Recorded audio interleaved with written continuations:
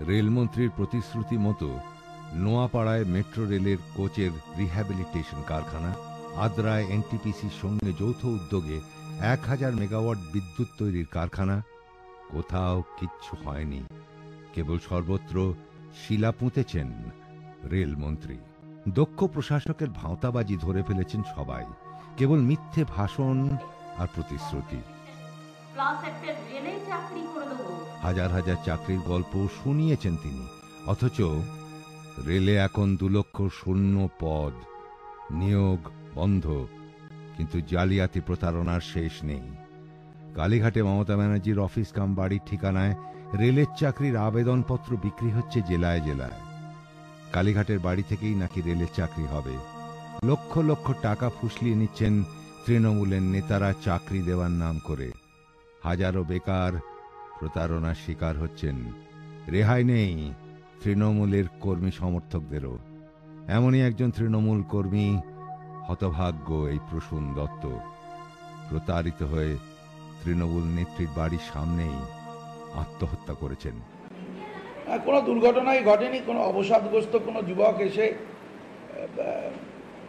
তার নিজের শরীরকে ব্যবহার করেছে। এর মধ্যে রাজনৈতিক কোনো কারণও নেই, আর এটা রাজনৈতিক কোনো গুরুত্বও নেই।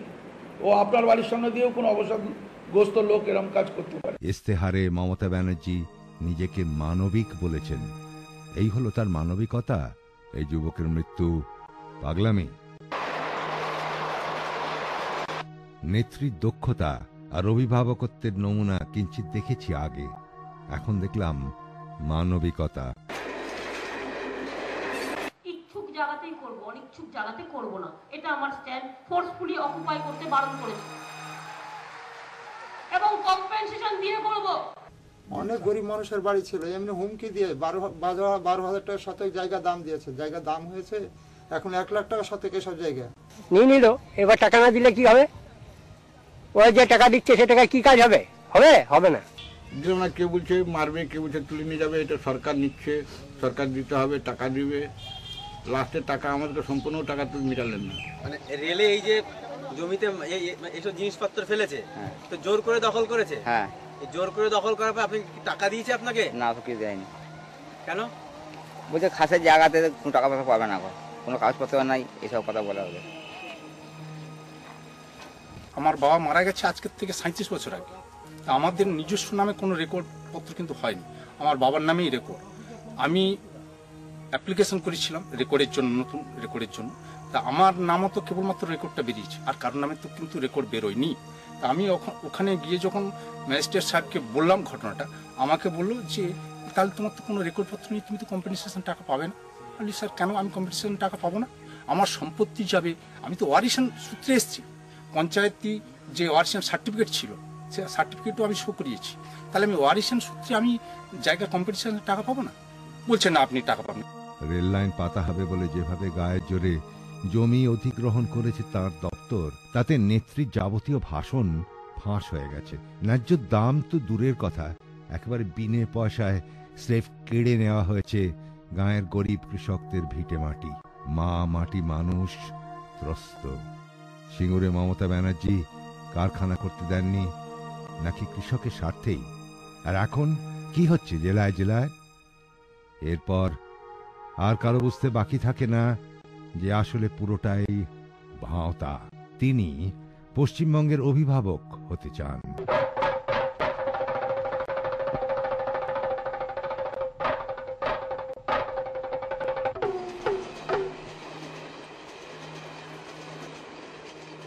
গত 2 বছর ধরে নিয়মিত তিনি ভাওতা দিচ্ছেন। তার প্রতিশ্রুতি মতো একটা কারখানা বা প্রকল্প গড়ে ওঠেনি কোথাও।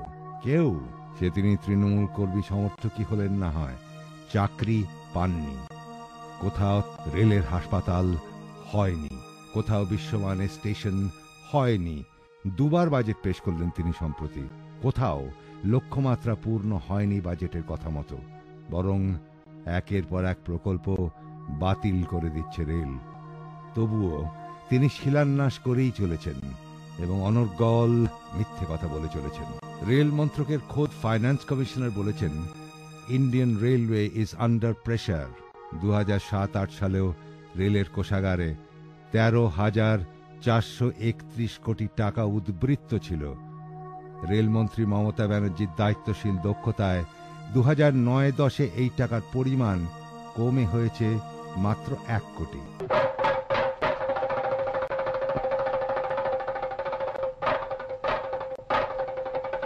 এমনই যোগ্য প্রশাসক তিনি, এমনই তার দক্ষতার নমুনা। পশ্চিমবঙ্গ কি এহেন অভিভাবককে চায়? আমাদের ভেবে দেখতে হবে। ক্লাস একটা রেলে চাকরি করে দেবো।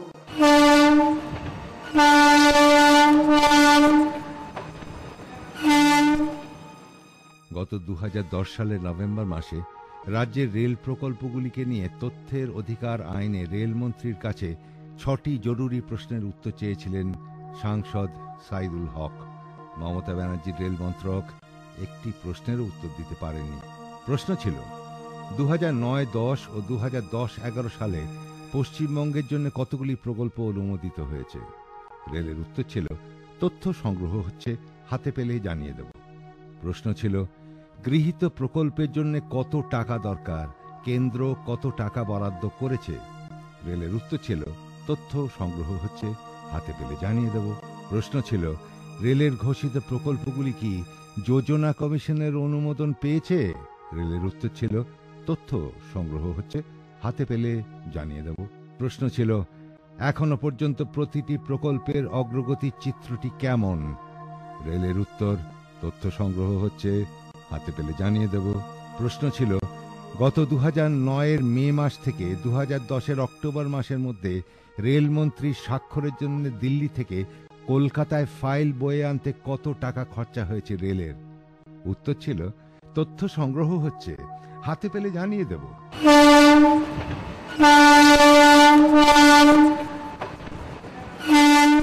রেল কিচ্ছু জানে না, কিন্তু তৃণমূলের ইস্তেহার সব জানে। স্রেফ শিলাপুতেই কারখানা গড়ার কাজ শেষ হয়ে গেছে ইস্তেহারে। যোগাযোগ ব্যবস্থায় বিপ্লব আনতে প্রকল্প বলে নতুন রেলপথের কথা বলা হয়েছে। প্রথমেই রয়েছে বনগাঁ থেকে বাগদা নতুন রেলপথের কথা। তালিকায় দ্বিতীয় নাম ডানকুনি থেকে ফুরফুরা শরীফ রেল লাইন। এগুলি নাকি সব হয়ে গেছে। শুধু এই দুটো নয়, এরকম 33টা নতুন রেল লাইনের কথা বলা হয়েছে সততার মূর্ত প্রতীক মমতা ব্যানার্জির দলীয় ইস্তেহারে। বাস্তব চিত্রটি কি? জমি জটে 33টার একটি প্রকল্পেরও 1 ইঞ্চি লাইন পাতা হয়নি কোথাও। অথচ ইস্তেহারে লেখা হয়ে গেছে। সংসদে জানতে চাইলে রেল বলে তথ্য সংগ্রহ করা হচ্ছে। মমতার ইস্তেহার দিব্যি হয়ে গেছে বলে চালিয়ে দেন। আসলে সংসদে মিথ্যে কথা বললে তো বিপদ, তখন লিখতে হাত কাঁপে। কিন্তু ইস্তেহার সে তো যাবে জনতার দরবারে, সেখানে তো মিথ্যে বলতে কোনো বাধা নেই। এমনই সততার মূর্ত প্রতীক তিনি। সমস্ত কটা প্রকল্পের ডাহা ফেল আমাদের যোগ্য নেত্রী। এমনই দক্ষ প্রশাসক তিনি। এনারই হাতে যাবে পশ্চিমবঙ্গের অভিভাবকত্ব। আমাদের ভেবে দেখতে হবে।